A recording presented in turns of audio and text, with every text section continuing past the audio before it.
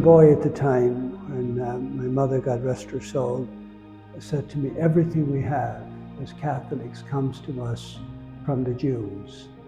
I wasn't astounded at the time. I just knew it was my mother, so she was obviously speaking the truth.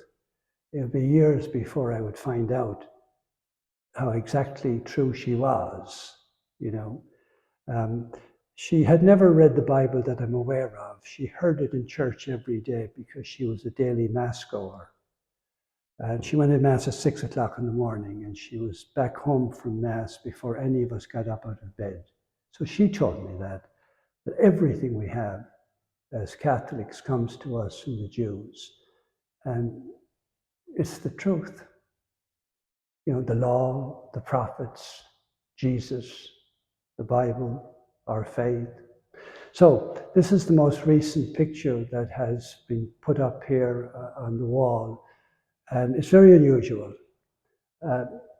Here on the right side of the picture, from here out, it's the famous Wailing Wall. The temple that I know of was destroyed in September 7th of the year 70. And ironically, I think it was destroyed on my mother's birthday of all times. And this is the only part of the temple that was left, the Wailing Wall. And you can see where it got its name from. Here are all of God's chosen people, and some Gentiles, Goyim are there as well, saying prayers at the Wailing Wall. The Holy Father John Paul II actually went to the Wailing Wall, and he put some prayer, written prayer, into the cracks in the Wailing Wall. You'll see also in here that some of these people of the Wailing Wall are wearing signs of the uniforms that the Jews wore in the death camps. So this is the year 70 AD. This was in our own lifetime in the 40s, where Adolf Hitler and the Nazi regime decided to exterminate the Jews. It's so strange. You know, Christ is a Jew, murdered, killed, blasphemed, and now his people. This is a bit stark over here. Up here, you can see smoke coming out of this building, and these are the ovens where the bodies of God's chosen people were burned. This, I presume here, are the death chambers where they were driven in supposedly to take a shower, and they were gassed to death. These are all the people who are already dead. And these are the ones who are going from here to here. You can see a cart here with bodies on it. They've just been dumped out of a cart. I don't know what this means up here, really, but it seems to be people praying, saying Kaddish or whatever, over the dead people. It looks like here are maybe clothing and maybe shoes. And you can see a brother Jew here shaving the hair of a person who's going to go into the death camps. And of all things, there's somebody playing the fiddle. You know, what's he playing? By the waters of Babylon we sat and wept when we remembered Zion. I don't know. And here are very human individuals. Like this lady here is covering her breasts as she can. This is somebody holding on to her naked child. The same goes here. This is one Jewish gentleman carrying somebody on his back.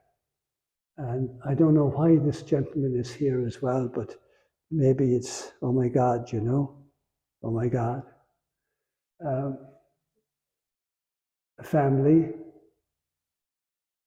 mother, father, child, cart bringing the dead. Lest we forget. Even on this side here at the Wailing Wall, you can see that it shows you Jewish life as it is, still into our time. It's a wedding as far as I can see. I would recommend everybody to watch the movie Fiddler on the Roof.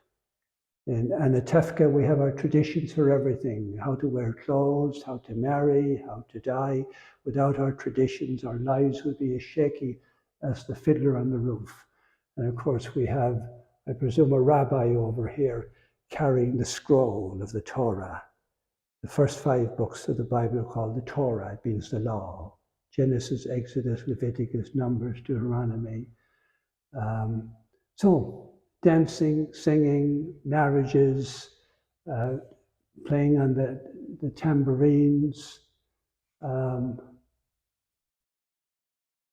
children playing, one girl carrying another on her back, maybe a rabbi talking to an old man or listening to an old man.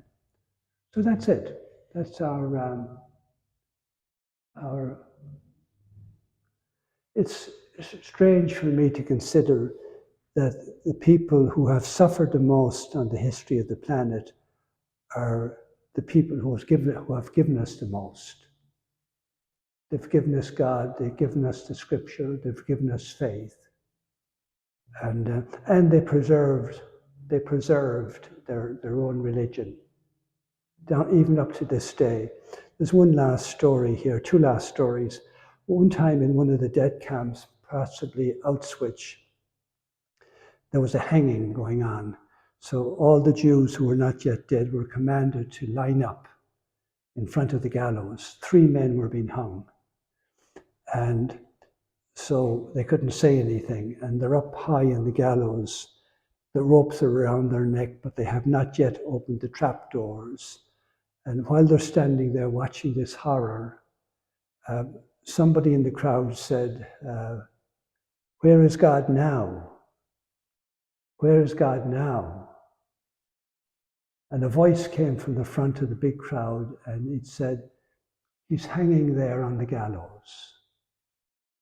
So that happened.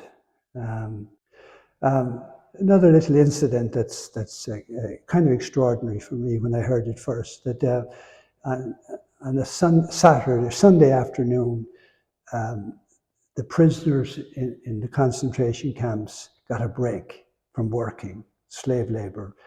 So they would meet in their places where they slept, and there'd be time, to talk about the Bible, and the rabbis would talk to the congregation, etc., etc., etc. And so one particular Sunday afternoon, they decided to put God on trial. Are you with this one? On trial. And the charges leveled against God was that he had abandoned his people. And of course, the evidence was everywhere. When they looked out the windows of the barracks where they were staying, there was mountains of dead bodies. There was mountains of clothes. There was mountains of shoes.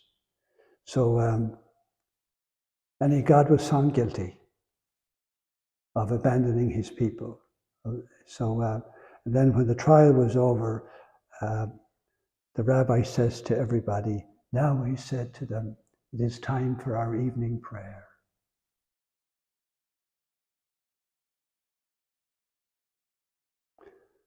Shema Israel, Adonai Eloheinu, Adonai Echad. Amen.